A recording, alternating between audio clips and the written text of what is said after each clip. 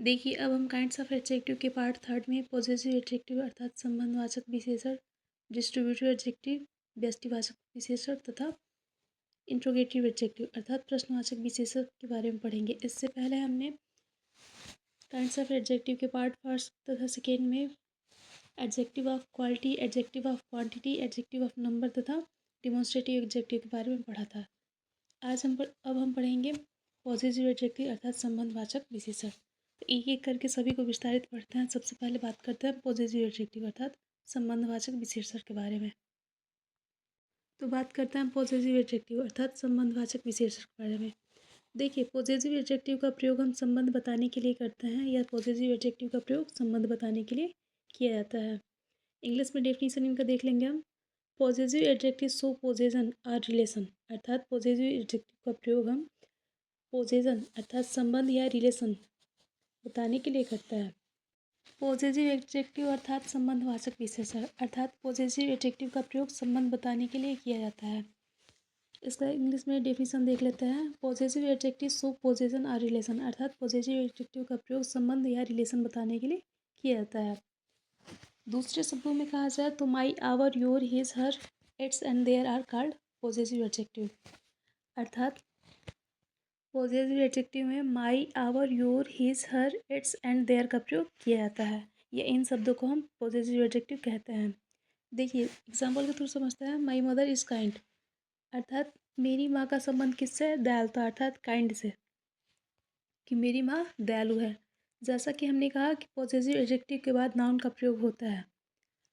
देखिए, possessive adjective तथा possessive pronoun में मुख्य डिफरेंस यह होता है कि पॉजेसिव एडजेक्टिव के बाद किसी नाउन का प्रयोग होता है, जैसे कि माई के बाद से यहाँ पे मदर का प्रयोग है, जबकि पॉजेसिव प्रोनाउन में ऐसा नहीं होता। पॉजेसिव प्रोनाउन में इन शब्दों के बाद पॉजेसिव प्रोनाउन के बाद किसी नाउन का प्रयोग नहीं होता और यही मुख्य डिफरेंस है पॉजेसिव प्रोनाउन तथा पॉजेसिव एडजेक्टिव में। देखिए, पॉजेसिव एडजेक्टिव को कुछ अन्य एग्जाम्पल द्वारा समझते हैं। जैसा दिस इज हर कार अर्थात देखिए, यहाँ पे हर के बाद नाउन का प्रयोग हुआ कार अर्थात यहाँ पे जो यह सेंटेंस होगा वह पॉजेसिव एडजेक्टिव होगा। दिस इज हर कार अर्थात यह उसकी कार है। दैट इज हिज नोटबुक अर्थात यह उस कॉपी है। देखिए, यहाँ पे भी हिज के बाद नाउन का प्रयोग हुआ नोटबुक अर्थात कॉपी, तो यहाँ पे जो यह सेंटेंस होगा वह पॉजेसिव एडजेक्टिव होगा। उसके बाद बात करते हैं हम इट्स कलर इज़ वाइट, इसका रंग सफ़ेद है। तो देखिए, इट्स के बाद कलर का प्रयोग हुआ है अर्थात यहाँ पे यह पॉजेसिव एडजेक्टिव है। माई मदर इज़ काइंड, मेरी माँ दयालु हैं। जैसा कि इससे पहले आप एग्जाम्पल में देख लिए थे कि माई के बाद मदर का प्रयोग हुआ है अर्थात यहाँ पे नाउन का प्रयोग हुआ है अर्थात यह पॉजेसिव एडजेक्टिव होगा। Her sister is a doctor अर्थात उसकी बहन एक डॉक्टर है। देखिए, हर के बाद सिस्टर का प्रयोग हुआ है अर्थात नाउन का प्रयोग हुआ है अर्थात यहाँ पे जो हर होगा वह यह पूरा सेंटेंस ही जो होगा वह पॉजेसिव एडजेक्टिव होगा। Your brothers are a leader अर्थात आपके भाई नेता हैं। तो देखिए, यहाँ पे योर के बाद ब्रदर का प्रयोग हुआ अर्थात यह पॉजेसिव एडजेक्टिव है। Their father is a teacher, उसके पिता एक अध्यापक हैं। यहाँ पे देयर के बाद नाउन का प्रयोग हुआ अर्थात यह भी पॉजेसिव एडजेक्टिव होगा। आवर वर्क इज़ फिनिश्ड, हमारा कार्य समाप्त हो चुका है। तो देखिए, आवर के बाद यहाँ पे नाउन का प्रयोग हुआ है अर्थात यह एक पॉजेसिव एडजेक्टिव होगा। His work is very important for him, उसका कार्य उसके लिए बहुत महत्वपूर्ण है। तो देखिए, यहाँ पे हिज के बाद वर्क का प्रयोग हुआ अर्थात यह जो सेंटेंस होगा वह पॉजेसिव एडजेक्टिव होगा। पॉजेसिव एडजेक्टिव के बाद हम बात करते हैं डिस्ट्रीब्यूटिव एडजेक्टिव अर्थात व्यष्टिवाचक विशेषण के बारे में। देखिए, डिस्ट्रीब्यूटिव एडजेक्टिव या व्यष्टिवाचक विशेषण किसे कहते हैं? तो जब each, every, either and neither के बाद नाउन का प्रयोग हो उसे डिस्ट्रीब्यूटिव एडजेक्टिव कहते हैं। या यूँ कहा जाए कि डिस्ट्रीब्यूटिव एडजेक्टिव में इवरी, ईच, आइदर और नाइदर का प्रयोग होता है, लेकिन उसके साथ ही साथ इस इवरी, आइदर, नाइदर के बाद नाउन का प्रयोग होता है, जबकि डिस्ट्रीब्यूटिव प्रोनाउन में ऐसा नहीं होता था। इंग्लिश में डेफिनेशन देखते हैं हम इनका। Each, every, either and neither are called distributive pronoun अर्थात ईच, इवरी, आइदर और नाइदर को हम डिस्ट्रीब्यूटिव प्रोनाउन के नाम से जानते हैं। एग्जाम्पल के थ्रू समझते हैं हम इन्हें। Each boys had a pen, प्रत्येक लड़की के पास एक कलम था। तो देखिए, यहाँ पे ईच के बाद बॉयज़ का प्रयोग हुआ है अर्थात प्रतीक लड़के, यहाँ पे नाउन का प्रयोग हुआ अर्थात इसे हम डिस्ट्रीब्यूटिव एडजेक्टिव कहेंगे। उसके साथ ही साथ कुछ अन्य एग्जाम्पल द्वारा हम डिस्ट्रीब्यूटिव एडजेक्टिव अर्थात व्यष्टिवाचक विशेषण को समझते हैं। नेक्स्ट है हमारा ईच गर्ल्स लाइक ऑनेस्टी अर्थात प्रत्येक लड़की को ईमानदारी पसंद है। Every women have his own duty, प्रत्येक महिला के पास या प्रत्येक औरत के पास उसका कार्य होता है। आइदर स्टूडेंट्स विल सक्सीड, प्रत्येक विद्यार्थी सफल होंगे। नाइदर वे वाज सेफ, कोई भी रास्ता सुरक्षित नहीं है। एवरीवन कैन ट्रस्ट या रिलाई ऑन देमसेल्फ, अर्थात प्रत्येक व्यक्ति खुद पर भरोसा कर सकता है। Every person must do this, प्रत्येक व्यक्ति यह कार्य कर सकता है।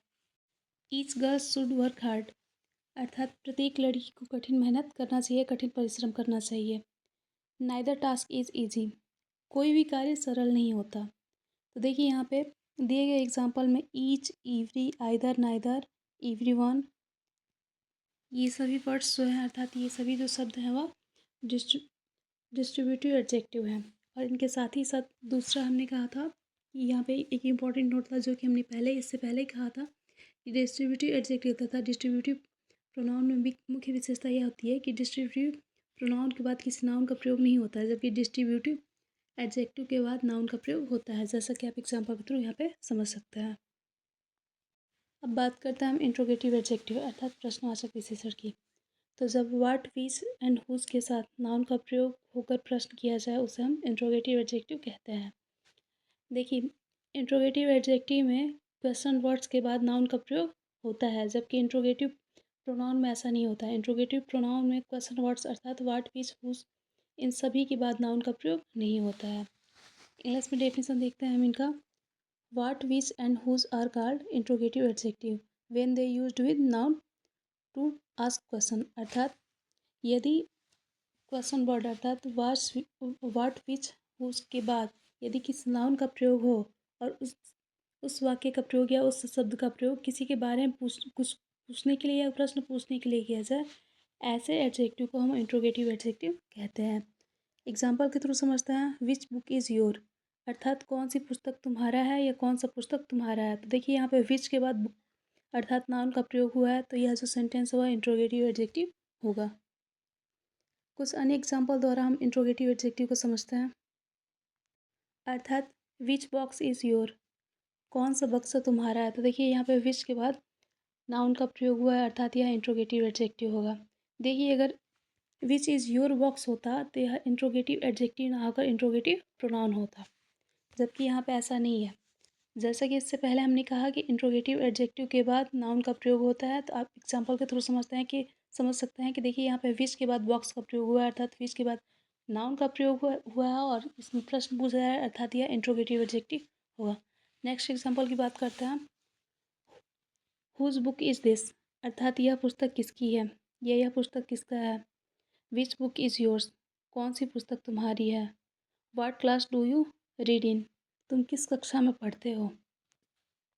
वेयर ही गो, वह कहाँ गया। Whose team are you in, तुम कौन सी टीम में यू हो। Whose father are you talking about, तुम किसके पिता के बारे में बात कर रहे थे। Which team scored the higher in the last match, अर्थात आखिरी मैच में लास्ट मैच में किस टीम में सबसे अधिक अंक प्राप्त किए या उठाए। नेक्स्ट है विच पेन आर यू राइटिंग, तुम क्या कौन सी कलम से लिख रहे हो। What time is the meeting,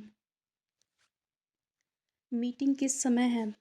what question did the teacher ask, अध्यापक कौन से प्रश्न पूछे थे। देखिए यहाँ पर विच, हुज, विच, व्हाट अर्थात क्वेश्चन वर्ड्स के बाद नाउन का प्रयोग हुआ है, अर्थात यहाँ पे जितने भी सेंटेंस है वह सभी के सभी इंट्रोगेटिव एडजेक्टिव होंगे, क्योंकि इसके इन सभी शब्दों के बाद अर्थात क्वेश्चन वर्ड के बाद यहाँ पे नाउन का प्रयोग हुआ है और इसके द्वारा प्रश्न पूछा जाए, अर्थात हम इसे इंट्रोगेटिव एडजेक्टिव कहेंगे। जबकि वही बात करें हम इंट्रोगेटिव प्रोनाउन की, तो क्वेश्चन वर्ड्स के बाद इंट्रोगेटिव प्रोनाउन में क्वेश्चन वर्ड्स के बाद किसी नाउन का प्रयोग नहीं होता है। और सबसे मुख्य डिफरेंस, सबसे मेन डिफरेंस इंट्रोगेटिव प्रोनाउन तथा इंट्रोगेटिव एडजेक्टिव में है।